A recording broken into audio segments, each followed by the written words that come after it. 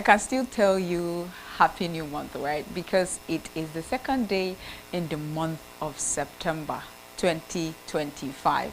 Hello there.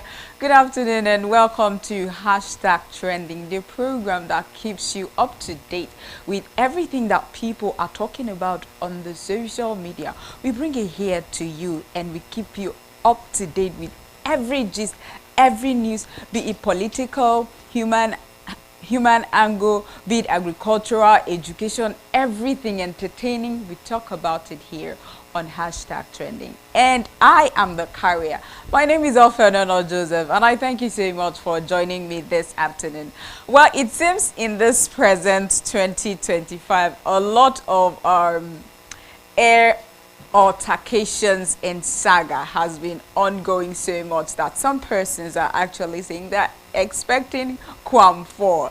Well, the Quam 1 was when Wasiu Ayinde Marshall, the indigenous icon, music icon, tried to stop a taxiing aircraft. And that was on the 5th of August. Well, Quam 2 happened when Comfort Emanson was dragged out of the airplane. They said she is an unruly passenger, and that happened just 5 days after the Quam 1 incident. That was on the 10th of August. And now, just this first week, just 1st and 2nd of September, after August, we are, experiencing another air altercation, and this happened in Enugu State. Well, this particular young man, we cannot really have a hands on what caused the saga or the altercation with this man and Enugu Air, but we are just seeing that they were dragging him out, dragging the passenger, dragging. What happened, we cannot tell. Well, let us see the video first. Come on, I'll drag you.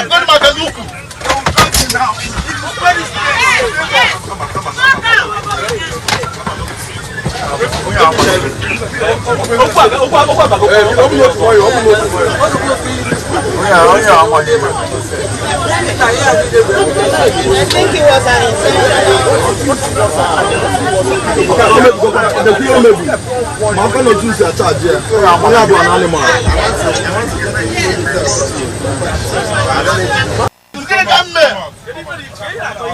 Come on, I'll drag you.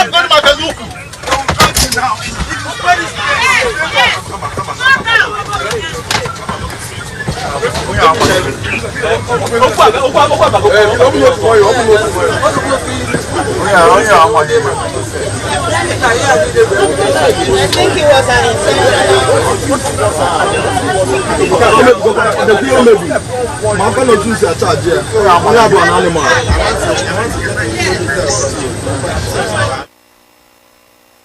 Well, that's what we are seeing happen. And like I said earlier, we can't really have a hands-on because the Enugu government has not come out to say anything concerning that for now. But we are just seeing that this is persistently happening in Nigeria. And this is spreading a bad name. We are bringing a bad name to ourselves. And with the, constant air altercations, this is becoming so bad, and we don't want this to continue, as some persons are actually expecting to see a Quam 4 incident. I don't know, this doesn't have to be a thing that we're known for, that, oh, you mean Nigerians, oh damn, they're often fighting when it has to do. No, we don't want this to be what we're known for. So let's see people's reaction on the internet. Moses Olinya says, this won't be like Danfo passenger and conductor in Lagos. You guys should treat your passengers with some love. Bin Zakaria says this 2025 is now ending with plane issues. Imagine such a country entering plane is now like entering Danfo in Lagos. What a life. Bankole Obalusi, see what Quam 1 caused to the aviation industry in Nigeria.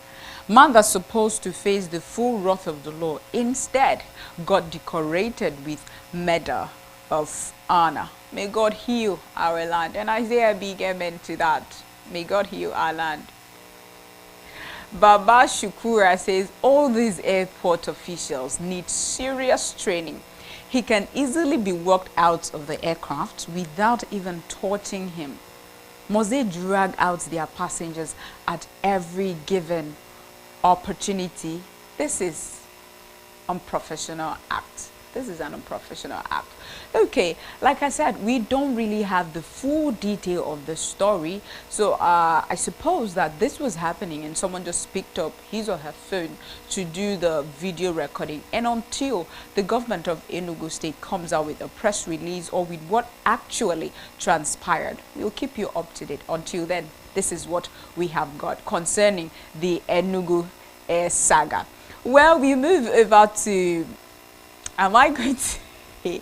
Okay, I don't have a say in this, but a particular cross-dresser from Uganda wanted to attend a Uganda community event in the USA, but he was refused entrance into the arena, and he has caused pandemonium because he got so upset and he started ranting and causes stir at the event. So let us see the video.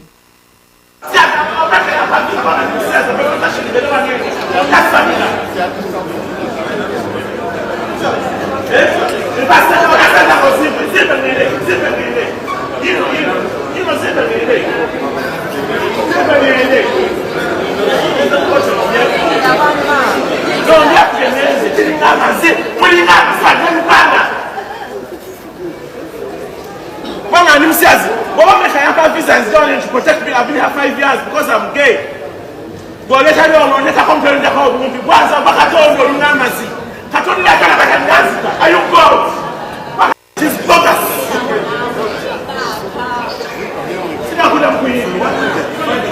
I don't need a solution for what? I've been embarrassed just on my night. I don't need nothing. Don't talk to me. You're making me.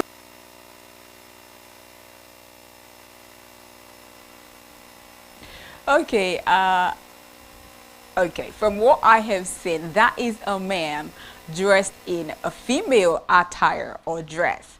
So he wasn't allowed entrance because they couldn't decipher if he was a man or a woman. So no, this event is not for you because we don't know your gender. Okay, it's for men and women. What gender are you? Are you a woman or you're a man? We don't know. So he was denied entrance, and that was what brought to, you know, that altercation that you saw. He was so pissed and upset. He kept on saying they have spoiled his night. Well, he's a very peaceful person. He doesn't cause havoc, but look at what they're doing to him. He's so pissed. He's so upset. They've spoiled his night and all of that. So let's just see what the internet audience are saying about this video. Quite funny. Abudi Queldeng says he's even proud of it, thinking that he made it in life. First, hear yourself now. Okay. Poch Bay Anwana Guang says it's clear at this point that freedom is an illusion. Seeing an old man bragging of being gay in a community straight. Anyway, bravo to the security for letting him know that he or she is not worth to be welcome. With a laughing emoji. All right, Amos Ameda says he is even saying he's been embarrassed when he is himself embarrassing. All right. Shadiba Mika says, I see nothing wrong. He must just go and buy trousers and shirt or golf shirt or hemp once. Nothing difficult. All right, he should just go get menswear and wear. That's it.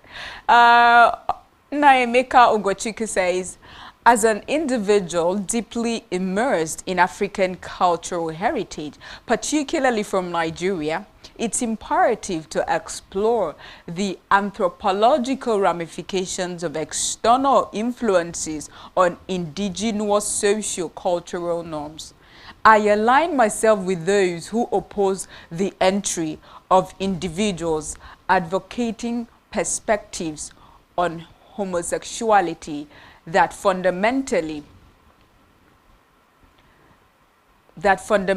conflict with our traditional values. Okay, this person must be a professor or something, and he strongly believes that that man for real should actually identify what gender he is, whether he's a man or woman, and that should not be welcomed, and that he supports the fact that he was denied entrance because man, are you a man or you're a woman? So that should be accepted in the area it is accepted, and the areas that are maybe gay or cross-dressing is not accepted, those persons shouldn't go there. But whatever the case is, let love lead. Right? Okay, whatever makes you happy, do it. But if you're taking what makes you happy to the area or the atmosphere that people do not welcome, carry yourself and your packaging out. Do not cause pandemonium. Back in Nigeria, the First Lady of Nigeria, Senator Oluremi Tinubu, has appealed for funds to build National Library as a birthday gift for her 25th birthday, and she'll be turning 65 on the 21st of September, being a Sunday. She has come out on a live broadcast to say, oh, fellow compatriots, please, if you want to send birthday presents to me, this is the account number and account name that you're going to send your birthday presents to, and make it monetary, because I love education so much and I want you to send monies to this account so that I could use it to, revive a national library. As someone that's a lover of education, I do not need you to bring gifts to me. Don't buy gifts, don't buy me vehicles, whatever. Don't buy, just make it into a monetary fund form and send it to my, account so that she could use it to build a national library. Let us hear what she has to say. I will be turning 65 years old on the 21st September 2025, and this happens to be a Sunday. This is why I have decided to dedicate the day to God for all His blessings in my life and having a quiet birthday. I wish to appeal to those who would like to send a birthday card, cakes, flowers, greetings in the newspapers, or gifts. Should please send the funds to the designated account for a special project close to my heart, among many others: the completion of the National Library. This will be the best birthday present I could receive. My love for education has informed my decision to dedicate my birthday to this worthy cause. This fund is coordinated by the Federal Ministry of Education under Oluremi at 65 Education Fund, Zenith Bank PLC. Account number is 131,031,4977. Thank you for joining me in this building project. God bless you. This is not keeping Nigerians feel like, what is happening? Is this a skit? Is this a joke? Is that her for real, or is that an AI? No, this particular broadcast is not sitting well with most Nigerians at all, because, oh my God, people on the social media have come out to drag the First Lady left, right, and center. Let us see people's reaction to this. Niger Dentist says, a national library is a noble cause, no doubt. But why is the First Lady doing crowdfunding to build it? What then is the purpose of government budgets and cultural allocations? Philanthropy cannot cover up state abdication of duty, please. Okay. Arab Mogul says, Nigeria First Lady birthday na NGO fundraiser now. Library first, people suffer, corruption full everywhere. I been a joke be this. I don't know if it's a joke. Mr. W. Williams says, we play too much in this country. Why will such speech be seen on a live TV broadcast? What? Okay. Ox Trader, that's Ayomi Day, says, let's contribute for our First Lady, guys. If you're a true citizen, you will know this is for the betterment of our nation. Whoa, very commendable. Oh, people, there are lots of comment. I must let you know, but it wasn't sitting well with me, so I couldn't even bring it up here. People were talking. They said there's a whole lot happening in Nigeria, going on in Nigeria. People need to be fed. People need to be employed. Infrastructure, schools, hospitals. Things are there to be done, and you're soliciting funds for your birthday and for National Library. National Library is now a priority compared to people that are hungry on the street, people that are displaced, and you're talking about sending funds. As the First Lady of Nigeria, ain't you supposed to be the one to disburse funds, you know, to empower people and all of that? And you're asking Nigerians to what? Empower you to build a national library. Is it supposed to be Nigerians that should do that?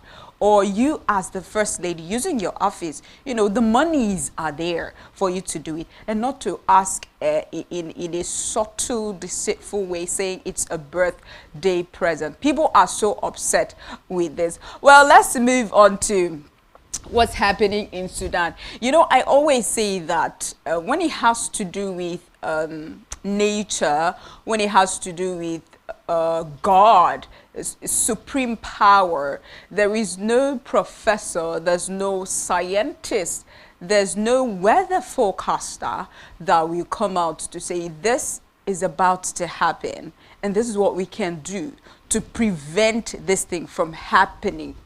Right? There's nobody, no such power, no such professor, scientist, or forecaster. So when it has to do with nature and God, it just happens. So a catastrophic landslide has struck Sudan Mara Mountains, leaving over 1,000 people dead after days of heavy rainfall. The Sudan Liberation Movement and army are urgently appealing for international aid amid the ongoing civil war and intervention for those displaced due to the landslide. These are the pictures, and of course, let's see a little video that's attached to this.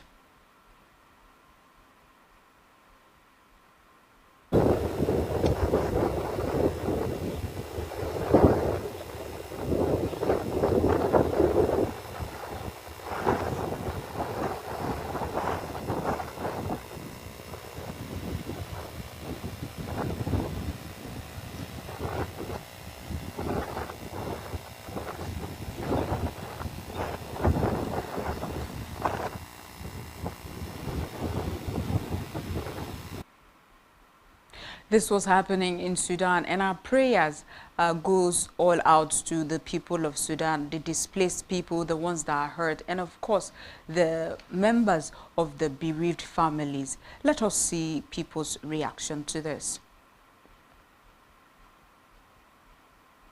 Junior says immediate rescue and relief efforts are critical. Nitish Yadav says heartbreaking news from Sudan. Over 1,000 people have lost their lives in a landslide after days of heavy rain. Our thoughts and prayers are with the affected families and communities. All right. Himkash says, when nature decides to make headlines, it really doesn't hold back. Meanwhile, my weather app can't even predict tomorrow's drizzle accurately. Just like what I said earlier, when it has to do with nature, nobody, no app, no artificial intelligence, no wisest person on earth as it has to do with nature. And this points to the fact that there is a supernatural power. There is somebody that has the sovereign power to control, to do whatever he wants to do. We have to come in terms with acknowledging and realizing that, you know, a man is not just born and he lives however he wants to live and dies whenever he wants to die. And, you know, the popular saying, man die go, woman born another. We have to know that there is somebody somewhere that's controlling the whole universe, because at some point something will happen and someone will say, okay, this is what we will do to prevent this, but nobody could stop that and nobody saw it coming. So we have to come to terms with this and protect ourselves and know what we do by the day, because those persons that have lost their lives, they never saw it coming, but it happens anyway, and this is part of life. So our prayers and thoughts goes out to the people of Sudan. Well, this is a very painful, hurting, scary narration that comes from a lady narrating her ordeal with suspected kidnappers in broad daylight, on the street that people are passing, you know, not a deserted street, or not in the bush, or not the street that people are passing. You've got passerby vehicles are passing, and she said that this is what happened to her. She was almost kidnapped. Let's just listen to the story she has to tell us. Here in Akwa Ibom State, and I'm sure it's a kind of a new scam alert, and the targeted audience or is this thing women. I think it's women, because tell me why I would go out to look for my daily 2K and I'm coming back with scratch. I am coming back with a broken phone. Okay, I went out, like I said, for my daily 2K. I went out to work. I went to deliver a package to a customer. So I came back to the house, on my way coming back to the house, along Accra Road by Plaza. A black tainted Camry, Toyota Camry, stopped in front of me. I knew this car stopped because of me, but I mean, I have to walk past because I don't know anybody. I don't have, my mama no gets any car. I don't know anybody that has a car. So I passed, and then I noticed he drove like towards me, like following me. So he now winded down the glass. I was like, fine girl, can you please excuse me? I want to ask you something. Politely I stopped.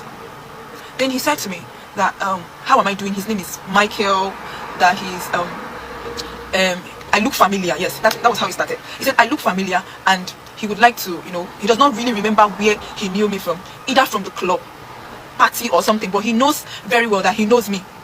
I did not say anything. I was just looking at, because deep down, I have never been to a club. I don't go to parties. People that know me knows that I don't go. I don't even have friends. Talk less of going to parties and all those stuff. So I kept quiet for this man to talk. He now said that he's really trying to remember where I'm from. I told him, sir, please, I'm heading somewhere. Can you? What's the problem? He said I should hold on. That I am. He likes women of my body size.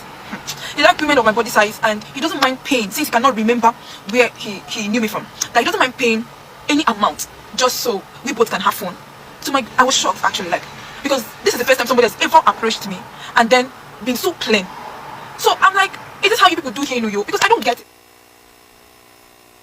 This lady has explained a lot. Well, we really must be really security conscious and careful out there, that in the afternoon a man is dragging you, you know, claiming that he knows you, trying to push you into the vehicle, and you're shouting for help, and people are coming out, and someone she suspects is working with the man came out to say, I know this girl, she's a bad girl, she's an unruly girl, drag her into the car. And people came to rescue her, but the man kept on saying, no, I know her, she's my girlfriend, she just ran out from one club and I want to.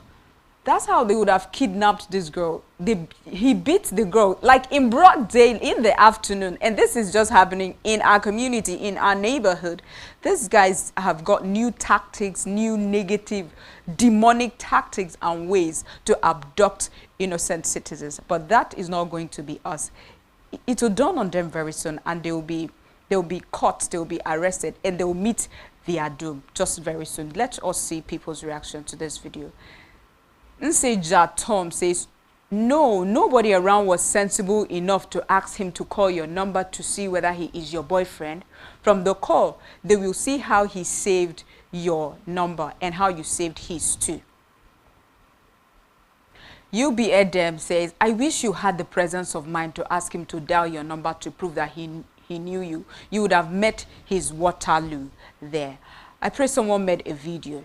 Okay, Nsek Nda Akpabi says, a friend just shared her experience to me yesterday. They collected everything from her account and phone. This is so sad. This is so sad. So please, you have to be, very careful out there. Very, very careful. When you're going out, tell people where you're going to so that they can be able to trace you. All right, let's see the word that we have for today.